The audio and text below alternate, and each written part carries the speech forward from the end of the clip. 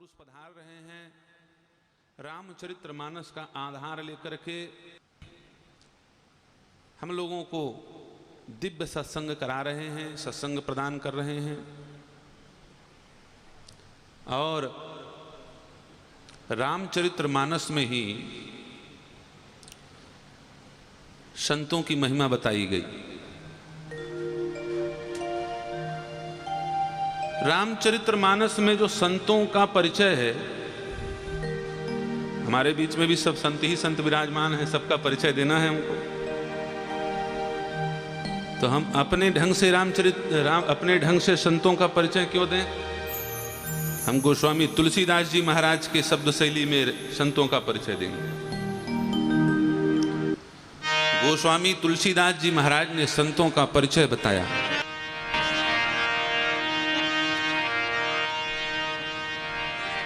मोरे मन प्रभु अस विश्वासा, राम ते अधिक राम के दासा। ये तुलसीदास जी महाराज के रामचरितमानस में संतों का परिचय। हे प्रभु, मेरे मन में यह विश्वास है कि राम ते अधिक राम कर दासा। जो भगवान के दास हैं, भगवंत के दास जो संत हैं, वो उनसे बढ़कर के। अब रामचरितमानस सबसे पहले ये बात बोल रही है, राम ते अधिक राम कर दासा।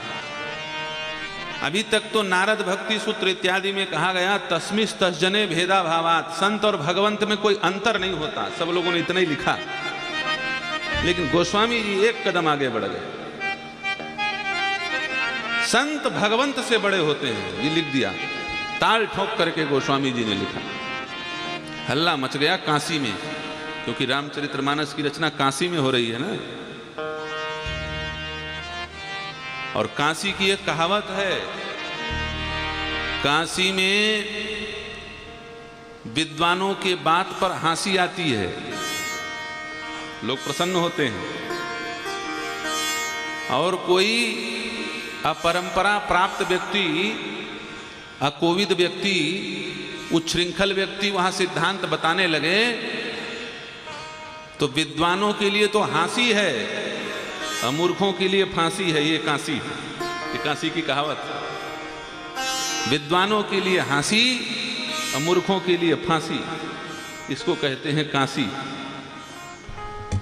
तुलसीदास जी महाराज एक तो रामचरितमानस अवधी भाषा में लिख रहे हैं, खड़ी बोली में लिख रहे हैं, देववाणी का प्रयोग नहीं कर रहे हैं। विद्वानों के नजर में तो पहले ही चढ़े हुए हैं, और उसके बाद ऐसा सिद्धांत प्रतिपादित कर रहे हैं जो कभी सुना ना गया हो। राम ते अधिक राम के दासा, राम से बढ़कर के राम का दास है, संत भगवंत से बढ़कर के हैं। विद्वानों ने मानो तर्क किया, कहा कि भगवान से बढ़कर के भगवान का दास हो कैसे सकता है, आपके बात को हम प्रमाणित कैसे माने। संतों ने कहा भाई देखो, संत अपनी बात तो करते नहीं हैं, संत जो भी कहते हैं ये समझना चाहिए ये भगवंत की बात कर रहे हैं, क्योंकि वो संत भगवंत के प्रतिनिधि होते हैं। मान लीजिए आपके इस कार्यक्रम में, इस आयोजन में शंकराचार्य जी महाराज को पधारना हो, अब वो किसी कारणवश ना आ पाए, तो वो अपना प्रतिनिधि बना करके अपने किसी दंडी सन्यासी शिष्य को भेजेंगे। तो जब तक उनका वह प्रतिनिधि शिष्य मंच पर विराजमान रहेगा, वह शंकराचार्य के समान होगा। प्रतिनिधि बनाने की पुरानी परंपरा है, रामचरितमानस में कई जगह प्रतिनिधि बनाया गया। गोस्वामी जी लिख रहे हैं, पिता बचन मय नगर न आओ, पिता बचन मय नगर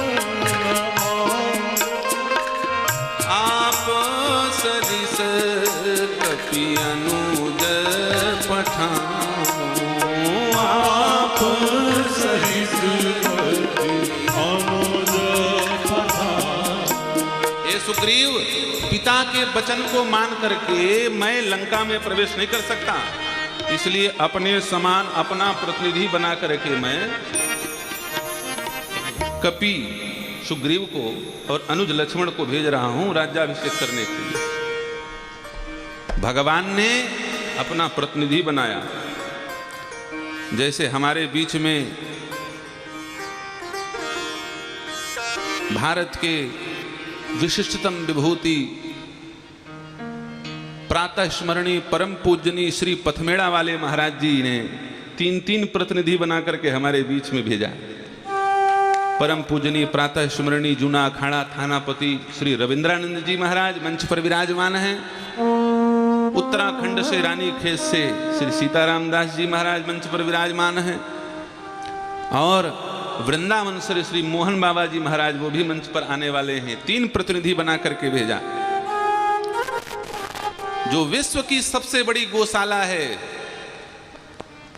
जहां लगभग 2 लाख गौओं का लालन पालन हो रहा है, सेवा शुश्रूषा हो रही है, ऐसे दिव्य स्थान से गोलोक धाम के प्रतिनिधि बनकर के इनको हम साधारण प्रतिनिधि नहीं मानते। भगवान का एक धाम है गोलोक। हम गोलोक धाम से पधारे हुए पार्षद के समान इनको साष्टांग प्रणाम करके इनका स्वागत करते हैं। प्रतिनिधि बन करके आए। भगवान ने प्रतिनिधि बनाया। वैसे नेता लोग प्रतिनिधि बनाते हैं, गुरु अपने शिष्य को प्रतिनिधि बना के भेजते। तो प्रतिनिधि जिसका प्रतिनिधित्व कर रहा है उसका व्यक्तित्व लेकर के आता है, उसका ओज तेज लेकर के आता है, उसका प्रभाव लेकर के आता है। तो ये जितने संत हैं, अभी कुछ समय के लिए किसी के प्रतिनिधि बन सकते हैं, लेकिन ये जितने संत हैं ये पूर्णकालिक भगवंत के प्रतिनिधि हैं, भगवान के प्रतिनिधि हैं। भगवान हर दरवाजे में नहीं जा सकते, इसलिए अपने अनेक संतों को आपके बीच में भेजते रहते हैं। तो संत और भगवंत में कोई अंतर हमारी संस्कृति में नहीं माना जाता। संतों ने कहा, भाई देखिए तुलसीदास जी महाराज जो लिख रहे हैं ये संत की बात है, लेकिन ये भगवंत के द्वारा अवश्य प्रमाणित होगी, तभी इस बात को गोस्वामी जी ने लिखा है।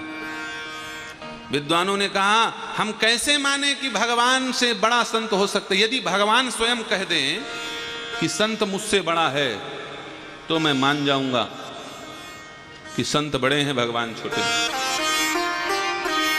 विद्वानों ने कहा, कौन सी बड़ी बात है? रामचरितमानस निकालो, अभी भगवान से बुलवाए देते हैं।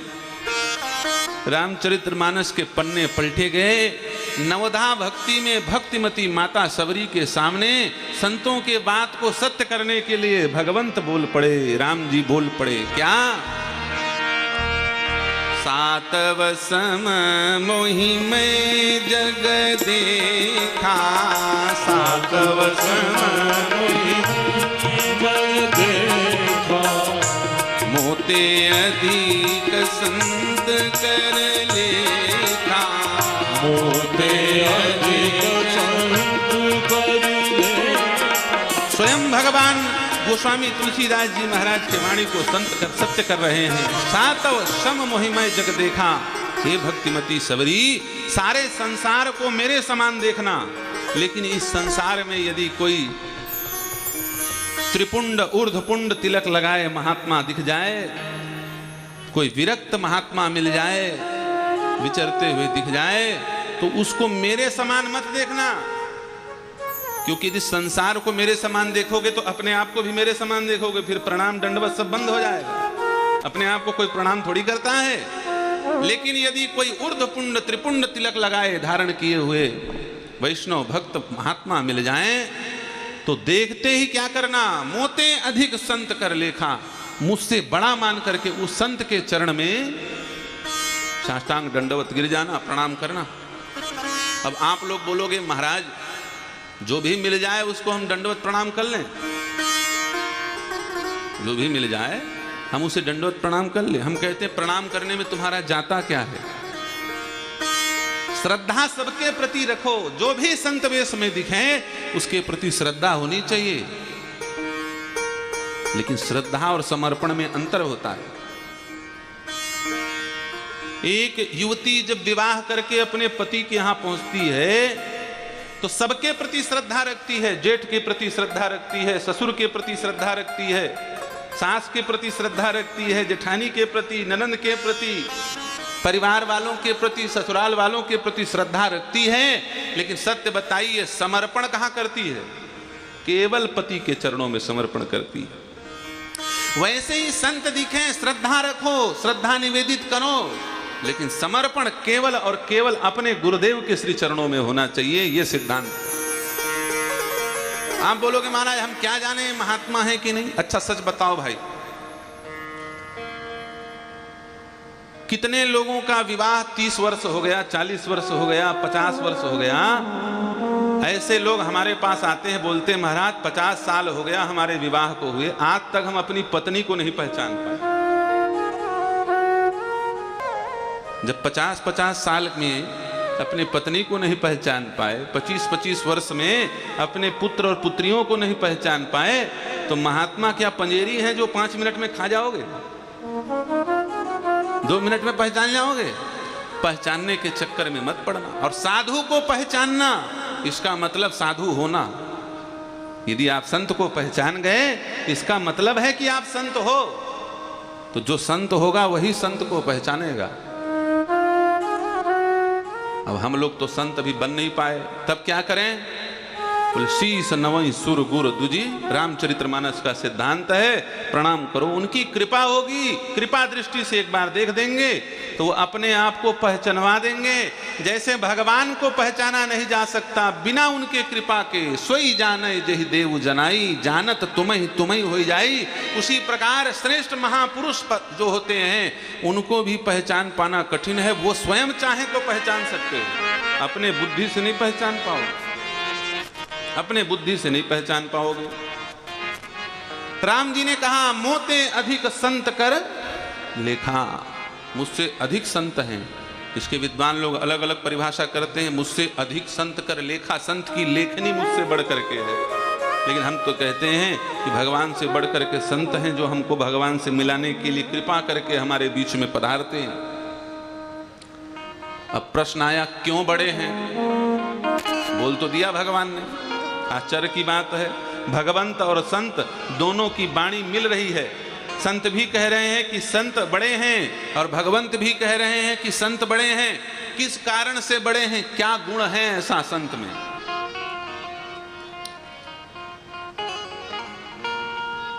रामचरितमानस में उसका भी उत्तर छिपा हुआ है। पहला कारण सुन लो, संत क्यों बड़े हैं। संत जो होते हैं वो सब कुछ छोड़ करके परमात्मा के पास जाते हैं, सर्वात्म भाव से उनका आहरण करते हैं। सारे रिश्ते नाते दुनियादारी सब छोड़ करके महात्मा परमात्मा का हो जाता है। लेकिन परमात्मा सब कुछ छोड़ करके संत का नहीं हो सकता। यदि परमात्मा सब कुछ छोड़ दे तो उनके करोड़ों भक्त मर जाएंगे एक भक्त के चक्कर में। प्रमाण है श्रीमद् भागवत, जब ध्रुव भगवान का ध्यान कर रहे थे और ध्यान करते करते तदाकाराकारित होने लगे तो भगवान को इतना प्रेम उमड़ा कि भगवान भी ध्रुव से मिलने लग गए। जैसे ध्रुव ने सांस रोक रखा था, भगवान ने सांस रोक दिया, सारा संसार मरने लग गया, प्रलय हो जाता, बिना प्रलय के प्रलय हो जाता। परमात्मा अपने भक्तों को नहीं छोड़ सकते, लेकिन संत सब कुछ छोड़ करके जाते हैं। भगवान कहते हैं कि तुमने सब कुछ छोड़ करके मुझे पकड़ा, लेकिन मैं तुम्हें सब कुछ छोड़ करके नहीं पकड़ सकता, इसलिए तुम मुझसे बड़े हो। इसलिए राम जी ने भक्त को बड़ा कहा। और दूसरी बात, राम जी के पास बाण है, धनुष बाण लिए भगवान भ्रमण कर रहे हैं। जिसको मारना हो बाण से मार देते हैं और तार देते हैं। भगवान के पास तारने का तरीका क्या है? बाण। इतने करोड़ों राक्षसों को तारा भगवान ने बाण से मार मार के। और जो राम जी के बाण से नहीं मरे थे, विभीषण खींच के ले आते थे उनको सामने। बोले महाराज ये रावण का 34वें नंबर का 67वें नंबर का बच्चा है, भतीजा लगता है हमारा, नाती लगता है हमारा, थोड़ा कृपा करो। भगवान अच्छा अच्छा अच्छा ठीक है, भेज दो इनको, साकेत धाम भेज दो। अब साकेत वालों का फोन आया, बोले महाराज कोटा फुल हो गया, इतने सारे राक्षस हैं, 1 लाख पूत 1.25 लाख नाती, इन सबको भेजोगे तो साकेत में सीट कहाँ बचेगी, जगह खत्म हो गई। अच्छा कोई बात नहीं, हमारे पास साकेत धाम बस छोड़िए, चित्रकूट धाम है भेज दो, अयोध्या धाम है भेज दो, वृंदावन धाम है भेज दो। एक व्यक्ति ने चित्रकूट में आकर के हमसे कहा, बोले महाराज हम कामतानाथ जी का दर्शन कर रहे थे और दर्शन करते करते जैसे हम प्रणाम करने के लिए झुके तो हमारा बटुआ लेकर के कोई भाग गया, 45,000 रुपया था। कितने राक्षस आकर के तीर्थ में वास कर रहे हैं, बड़ी विचित्र स्थिति है। हमने कहा ये बताओ ये तीर्थ किसका है? बोले राम जी का। राक्षस यहाँ निवास कर रहे हैं? तुमने कहा। बोले हाँ राक्षस निवास कर रहे हैं। हमने कहा जब घर वाले को कोई टेंशन नहीं है तो तुम्हें क्या टेंशन? ये राक्षस जो रह रहे हैं तीर्थ में, इनको भेजा किसने है? जिनका धाम है वो भेजे हैं। बोले तो राम जी का धाम है, राम जी ने भेजा राक्षसों को? हमने कहा बिल्कुल हाँ, राम जी ने ही राक्षसों को भेजा। कब भेजा? हमने कहा त्रेता युग में भेजा। कहीं विभीषण तीन के नाम, कहीं विभीषण तीन के देहि प्रभु तीन कर निज धाम,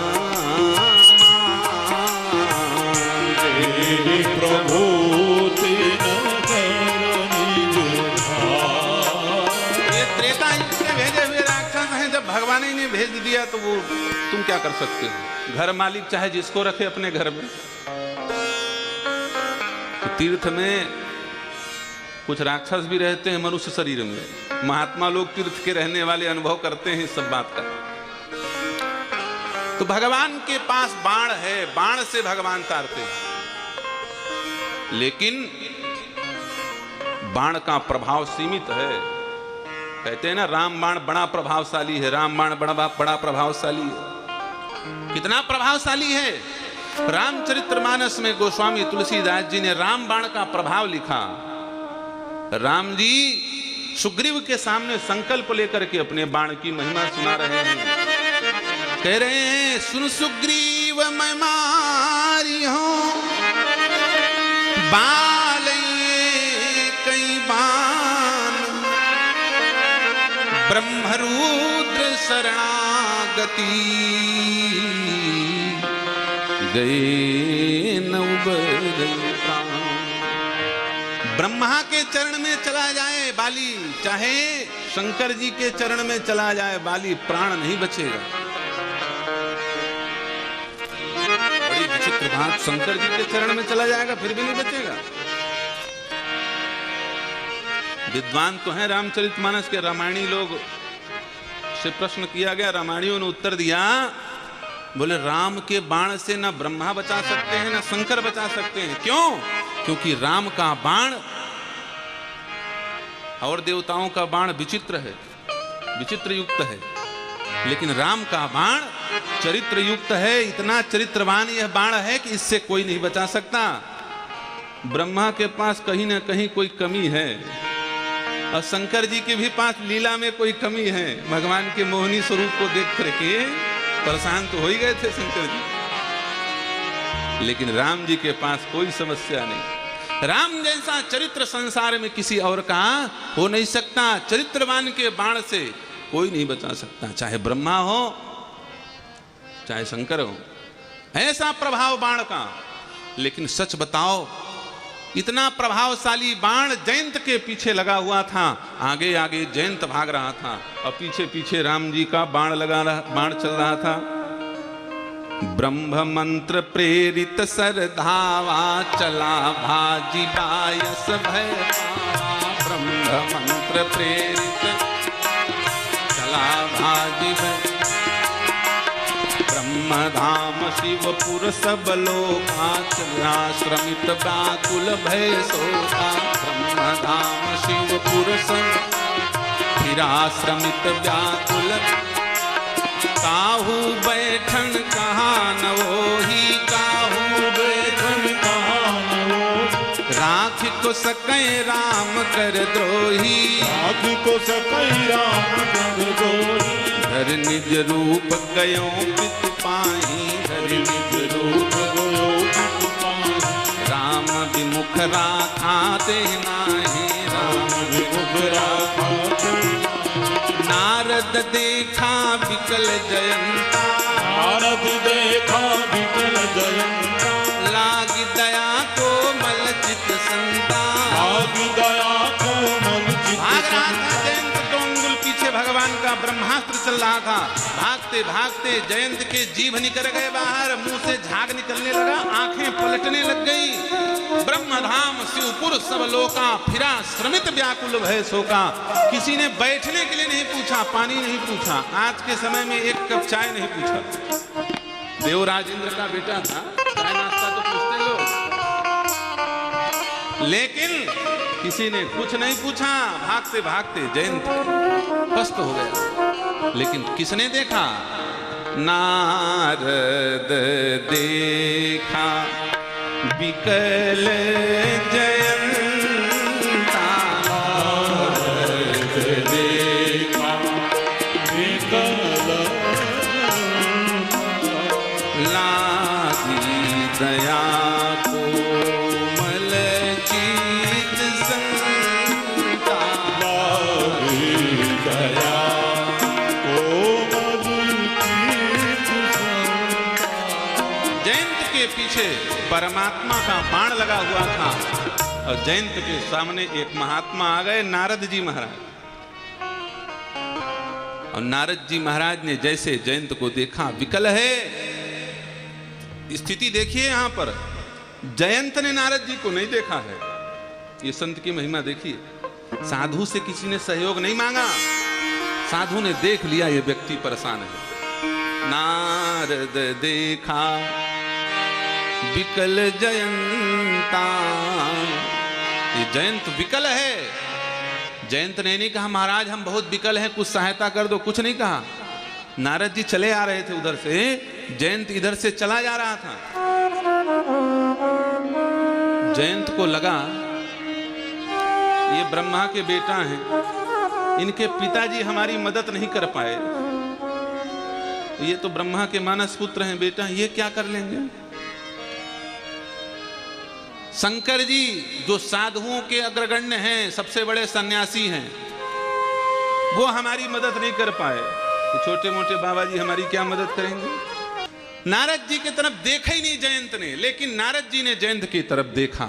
ये साधु का कोमल हृदय है, और देख करके जयंत भाग रहा था कितने तेज गति से। सोचो बाण छू नहीं पा रहा है तो कितने तेज गति से भाग रहा होगा।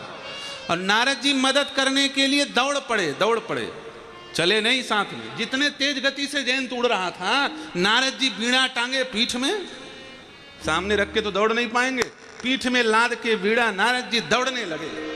अब आप बोलोगे कहां लिखा है, तो जो घटना हुई वो दिख रही है अब सब लोगों, ये लिखा थोड़ी, हर चीज के लिए प्रमाण चाहिए क्या। भक्त तो भाव से उस लीला को देखता है। पीठ में नारद जी ने बीड़ा लटकाया और दौड़ पड़े नारद जी महाराज। अब जयंत के साथ साथ नारद जी दौड़ रहे हैं, और नारद जी को जयंत बोल रहा है बाबा हम तो मरेंगे, हमारे संग में आप भी मरोगे, हमारे चक्कर में मत पड़ो। नारद जी ने कहा क्यों, तुम्हारे चक्कर में हम क्यों मरेंगे। नारद जी से जयंत ने कहा इसलिए मरोगे क्योंकि एक संत हुए, उन्होंने लिखा है क्या, 2 गज नारी 4 गज कुत्ता और 10 गज साण 20 गज लुच्चा। इनसे दूर रहना चाहिए। 2 गज नारी, नारी चाहे अपनी ही क्यों ना हो, पत्नी ही क्यों ना हो, ज्यादा चिपक के नहीं चलना चाहिए। नहीं समाज के लोग कहेंगे देखो कितना पागल आदमी, समाज में चलने का तरीका नहीं पता। 2 गज की दूरी करके चलनी चाहिए, और दूसरी की है तब तो और दूर से चलो। हाँ माता जी प्रणाम। 20 गज कुत्ता, एक भाग कवि हुए, बड़े अच्छे संत हुए, उन्होंने लिखा कुत्ते से 20 गज की दूरी से निकलो, नहीं तो पागल कुत्ता कहां काटे, जबरदस्ती 14 इंजेक्शन पीठ में छुपवाना पड़े। कुत्तों से 20 गज। 2 गज नारी 20 गज कुत्ता, 20 गज। और 10 गज साढ़, साढ़ यदि मिल जाए रास्ते पे तो साढ़ भले कितना सीधा क्यों ना, नंदी भगवान, उनको प्रणाम करो, लेकिन खुजलाने पीठ में न चलाए ना, पता चले उसी समय मक्खी कान में घुसे उसके साढ़ के, और 5 कुंटल का साढ़ मसल करके निकल जाए ऊपर से, तो इसलिए साढ़ से दूरी बना के चलो। कुसंग के रहने से चाहे आप कितने प्रभावशाली क्यों ना हो, कलंक लगेगा। अच्छा सच बताओ, नर्मदा जी को सब लोग दीप प्रदान करते हैं, पुष्प की माला प्रदान करते हैं, मालाओं से नर्मदा जी को बांधा जाता है, साड़ी छोड़े जाते हैं नर्मदा जी के ऊपर। गंगा जी की आरती होती है तो गंगा जी को भी माला पहनाया जाता है, फूलों की माला, रुपयों की माला, कमल की माला, मोंगरे की माला, मिष्ठान की माला। गंगा, नर्मदा, कावेरी, कृष्णा, यमुना, इनकी पूजा कैसे होती है? बोले रत्नों की माला से। और इन सारे नदियों का स्वामी कौन? जहां जाकर के नदियां समाप्त हो जाती हैं, समुद्र। बेचारे समुद्र ने क्या बिगाड़ा है? लेकिन समुद्र को किसी कोई व्यक्ति फूल की माला नहीं पहनाता, समुद्र में कोई दीपदान करने नहीं जाता। आज तक किसी ने समुद्र को माला पहनाया हो ऐसा कोई रिकॉर्ड उपलब्ध नहीं है। केवल एक रिकॉर्ड है, एक ही इतिहास है, एक बार समुद्र को माला पहनाया गया। किसने पहनाया? भगवान राम ने। और वो भी किसकी माला पहनाई? पत्थरों की माला पहनाई। समुद्र बेचारा रो रहा है, बोले बताओ, हम में छोटी छोटी नदियां आकर के मिल रही, उनको तो फूलों की माला पहनाई जा रही है, और हम इन सारे नदियों का जो है गंतव्य स्थान है, हमको पत्थरों की माला पहना रहे हैं। कारण क्या है? संतों ने उत्तर दिया, समुद्र, इसका कारण ये है, बस कुसंग चाहत भलो, यह रही मन अफसोस, महिमा घटी समुद्र की, रावण बस्यो परोस। तुमने संगत गलत व्यक्ति का किया। यहाँ नर्मदा जी का संगत रेवाराम कर रहे हैं, नर्मदा जी के किनारे हैं। पुण्यात्मा लोगों के साथ संगत करोगे तो महत्ता बढ़ेगी।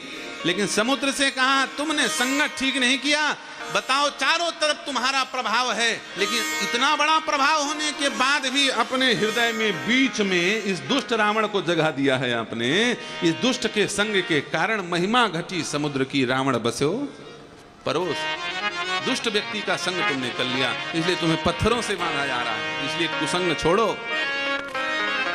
लाखों प्रयास करके कुसंग से दूर भागने का प्रयास करो, क्योंकि रामचरितमानस में कहा गया, बर भल बास नरक करता, बर भल बास नरक करता, दुष्ट संग जन देहु विधाता, दुष्ट संग जन देहु विधाता। नरक का वास मिल जाए मैया, नर्मदा जी से प्रार्थना करो, लेकिन दुष्ट का संग न मिले। क्यों? क्योंकि नरक में जाओगे तो पाप नष्ट होगा, और दुष्ट का संग करोगे तो पुण्य नष्ट होगा। पुण्य नष्ट हो ये बढ़िया है कि पाप नष्ट हो ये बढ़िया है? पाप नष्ट हो तो अच्छी बात है, नरक ही चले जाओ, इससे बढ़िया पाप खत्म होगा। और दुष्ट के साथ जब पुण्य क्षय हो जाएगा तो निम्न लोकों में जाओगे, और नरक में जब पाप क्षय हो जाएगा तो उत्तम लोकों में फिर वापस लौट करके आओगे। मनुष्य बनने का एक बार मौका मिलेगा। इसलिए नरक जाना स्वीकार कर लो, लेकिन पापी व्यक्तियों का संग, दुष्ट व्यक्तियों का संग बिल्कुल स्वीकार नहीं करना चाहिए। ये सत्संग का प्रभाव है, ये कुसंग का प्रभाव है। जयंत ने कहा, महाराज हम पापी हैं, सीता जी के चरण पर मैंने चोंच मारा है, मां का अपमान किया है, मुझसे बड़ा कोई खल नहीं है, और ऐसे दुष्ट व्यक्ति का आप संग साथ में दौड़ रहे हैं, चलते फिरते ये कहीं ब्रह्म बाण पीछे देख ले, बोले बताओ ये बाबा इसका संग दे रहा है गलत आदमी का, तो हो सकता है मुझे बाद में पहले आप ही को निपटा दे। इसलिए महाराज आप भाग जाओ, आप हमारे साथ मत दौड़ो। नारद जी महाराज ने कहा, अरे मैं तुम्हारे संग करने के लिए थोड़ी, मैं तुम्हें अपना संग कराने के लिए दौड़ रहा हूं। तुम्हारा यदि मैंने संग किया तो कुसंग हो जाएगा, लेकिन यदि तुमने मेरा संग किया तो सत्संग हो जाएगा। तुम इस बाण से केवल एक ही उपाय से बच सकते हो, मेरी बाणी स्वीकार कर लो। मैं जो बाणी बोल रहा हूं उस बाणी को स्वीकार कर लो। दौड़ते दौड़ते नारद जी सामने खड़े हो गए, बीच में जयंत, पीछे बाण। और नारद जी महाराज ने कहा, हे जयंत, यह बाण तुम्हें यदि मारना चाहता तो कब का मार दिया होता। एक उपाय है इस बाण से बचने का। पठवा तुरत राम पहिताई, राम जी के चरण में चले जाओ और जा करके अपना रूप फिर से जस का तस बनाओ और साष्टांग चरण में गिर जाओ और क्षमा मांगो। हे प्रभु, आप अकारण करुणा वरुणालय हैं, असरण शरण कारण हैं, मुझे शरण दीजिए, मेरी रक्षा कीजिए। देखना राम जी तुमको अभय दान प्रदान करेंगे। नारद जी के वाणी से जयंत के प्राण की रक्षा हो गई। और जयंत ने जैसे ही नारद जी के वाणी को स्वीकार किया, राम जी के चरण में दौड़ करके आकर के उल्टा गिरा। तो एक नयन कर तजा भवानी, एक नेत्र कर दिया, लेकिन प्राण तो बच गए जयंत के। जयंत का प्राण बचा, किसके प्रभाव से बचा? किसके प्रभाव से बचा? बाण के प्रभाव से। पहली बार राम के बाण से बचने वाला कोई व्यक्ति इतिहास में मिला। वो कौन? जयंत। राम के बाण से कोई नहीं बच पाया आज तक। कोई बचा है राम जी के बाण से? बताओ। पूरा रामचरितमानस सब लोग पढ़ते हो क्यों महाराज? राम बाण अमोघ है, क्योंकि राम जी के बाण की महिमा ही है, जिमि अमोघ रघुपति कर बाना। ये अपने लक्ष्य को बिना भेदे यह बाण कभी वापस नहीं लौटता। लेकिन पहली बार राम जी का बाण पीछे लौट गया, इसका मतलब उससे ज्यादा शक्तिशाली चीज सामने आ गई। राम जी के बाण से भी ज्यादा प्रभाव संतों के वाणी का है। इसलिए राम जी ने कहा, सात वसम मोहि मैं जग देखा, सात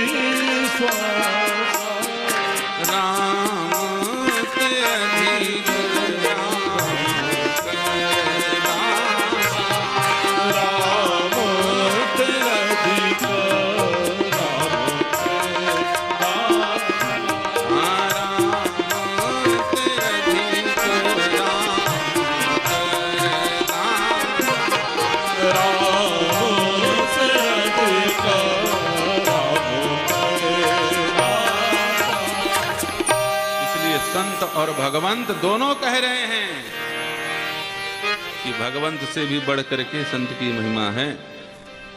और कबीरदास जी महाराज ने भी इसी बात को तुलसीदास जी के प्रमाणित किया। गुरु गोविंद दोनों खड़े ताके लागों पाए, बलिहारी गुरु आपनो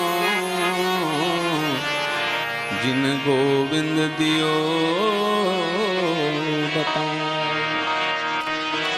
इसलिए संतों की बड़ी भारी महिमा है।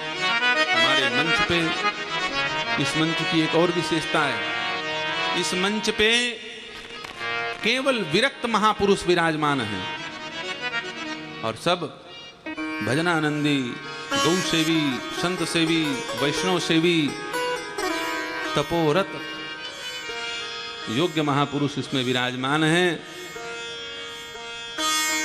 हमारे मध्य में श्री रविंद्रानंद जी महाराज थानापति जी विराजमान हैं। श्री महेशानंद जी महाराज परमहंस जी महाराज विराजमान हैं। श्री मोहन बाबा जी वृंदावन वाले विराजमान हैं। श्री सीताराम जी मंच पर विराजमान हैं। थोड़े ही समय में श्री मलुक पीठाधीश्वर जी विराजमान हैं। इतने सारे संतों का दर्शन और कामदगिरी पीठाधीश्वर जगत गुरु गुरुदेव भगवान विराजमान हैं। इतने सारे संतों का दर्शन हो रहा है, प्रसन्न हो रहा है, चरण स्पर्श करने का भी अवसर प्राप्त हो रहा है और वाणी श्रवण करने का भी अवसर प्राप्त हो रहा है। दरस परस मज्जन मुख पाना हरई पाप कह वेद पुराना, ये सारे अवसर हम लोगों को प्राप्त हो रहे हैं। और योग्य संत बार बार कहने का अर्थ यह है, दो प्रकार के संत हो गए आजकल। बाबा जी कहते हैं अमरकंटक वाले, तीन प्रकार के महात्मा होते हैं। क्या? बोले एक होते हैं असली बाबा, एक होते हैं नकली बाबा और एक होते हैं फसली बाबा।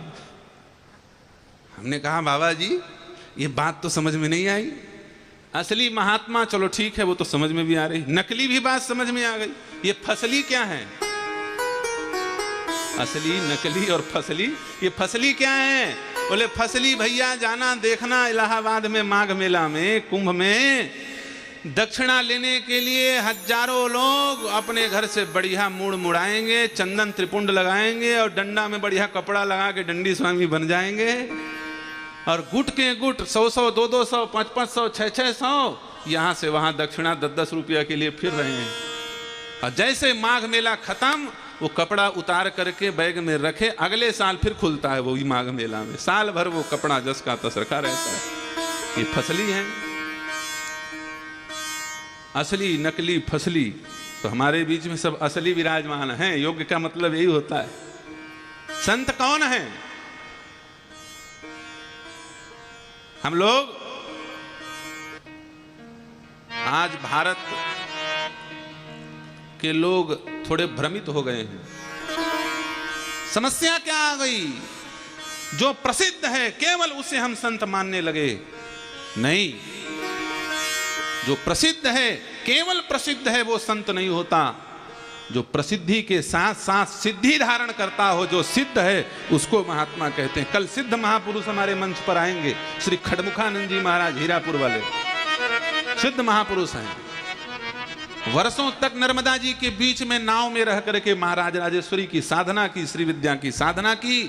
केरल से चल करके ना इधर की भाषा जानते, ना कुछ, पैदल चले आए और आकर के नर्मदा खंड में कठोर तपस्या उन्होंने किया। कोई प्रचार प्रसार नहीं। ये सिद्ध महापुरुष। श्री पथमेड़ा वाले महाराज जी, ये सिद्ध महापुरुष हैं। कोई प्रचार प्रसार नहीं, अपना चेहरा भी नहीं दिखाते, न फोटो छपता है उनका, शांति से रहते हैं। ये सब सिद्ध महापुरुष। सिद्धि के साथ साथ जिनके पास प्रसिद्धि हो, वो महात्मा सिद्ध हैं, वो महात्मा हैं। तो केवल प्रसिद्धि है तो मामला गड़बड़ है। इसलिए केवल प्रसिद्ध को आप लोग संत न मानो, प्रसिद्ध के साथ साथ जो सिद्ध हो उसे संत मानो। हमारे गुरुजी तो बड़े प्रसिद्ध हैं। अरे सिद्ध कितने हैं, इसका ध्यान दिया कभी? जैसे आग कोयले के अंदर दबा हो पता नहीं चलता, वैसे ही जो महापुरुष होते हैं वो बाहर से पता नहीं चलते। बाहर से काले कलूटे दिखाई दे जाएंगे। साकेत धाम में, साकेत वाटिका जबलपुर आप जाकर के दर्शन कीजिएगा। परमहंस जी महाराज विराजमान है साकेत वाटिका में। बिल्कुल शालिग्राम विग्रह है उनका। कोई देख ले तो उनको महात्मा ही ना माने, न तिलक लगाते न कुछ, बिल्कुल मुंड चुंड नंग धड़ंग विराजे रहते हैं। लेकिन जब धीरे धीरे उनके सत्संग में कोई व्यक्ति पहुंचेगा तब पता चलेगा। कहने का अर्थ यह है कि जिसका चित्र बढ़िया है केवल वो महात्मा नहीं हो सकता। लेकिन सनातन धर्म के लोग केवल चित्र को स्वीकार नहीं करते। जिनका केवल चित्र श्रेष्ठ है वो महात्मा नहीं होते। चित्र के साथ साथ जिनका चरित्र श्रेष्ठ हो उसे महात्मा कहा जाए। चित्र के साथ चरित्र, चित्र चाहे हो चाहे ना हो, चरित्र तो श्रेष्ठ होना ही चाहिए। ये साधु चरण नहीं, गुरु का चरण प्रणाम करने के लिए लोग प्रसार रहते हैं। गुरु के चरण को नहीं, गुरु के आचरण को स्वीकार किया जाए। महात्मा का वेश पूजनीय नहीं है। गुरु जी हमारे कह रहे थे, राम कथा में आप लोग सुने होंगे, कामदगिरी पीठाधीश्वर जी महाराज, जो वेश वाले हैं वो तो वेश के महात्मा ही हैं, वो तो पूजनीय ही है। वेश प्रताप पूजिए तेऊ, लेकिन केवल वेश संत का पूजनीय और ग्राह्य नहीं है, अनुसरणीय अनुकरणीय नहीं है। महात्मा के वेश के साथ साथ उसका उद्देश्य भी वंदनीय है, प्रणम्य है। जिसका उद्देश्य अच्छा हो, वेश चाहे हो चाहे ना हो, कोई बात नहीं। कई ऐसे महापुरुष हुए जो वेश से महात्मा नहीं दिखते थे। पंडित श्री गया प्रसाद जी महाराज सब गृहस्थ थे, कोई वेश से पंचकेश थोड़ी धारण करते थे, लेकिन उद्देश्य के महापुरुष थे, महात्मा थे।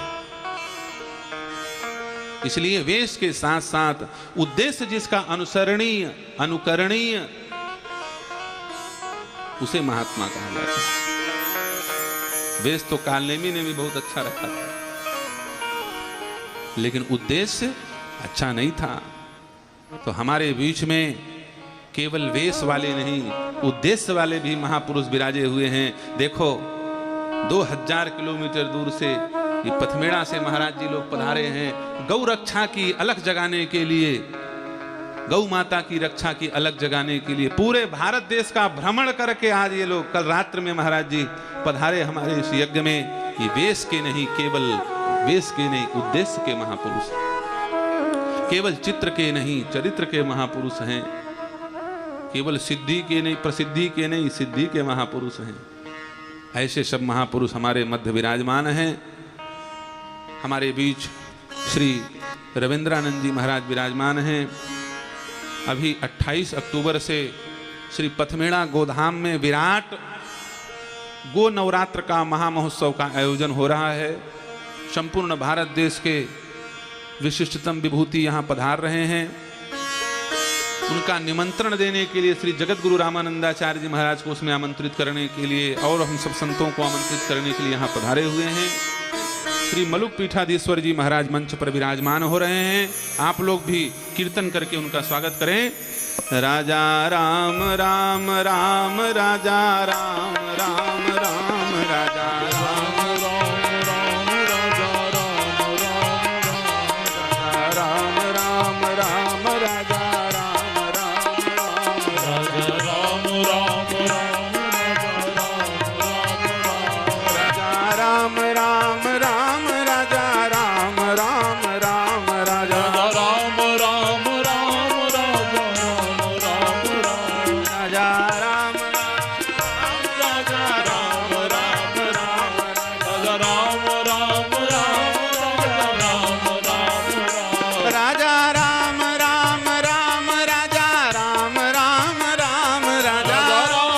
झूम करके दोनों हाथ ऊपर उठा करके ताली बजाते हुए कीर्तन करें। राजा राम राम राम राजा राम राम राम राजा राम राम राम राजा राम राम राम राजा राम राम राम राजा राम राम राम सीता राम राम राम सीता राम राम राम सीता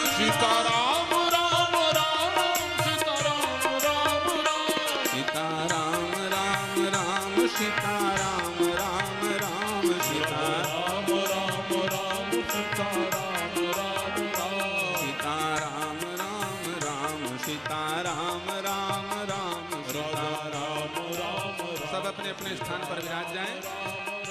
सीता राम राम राम सीता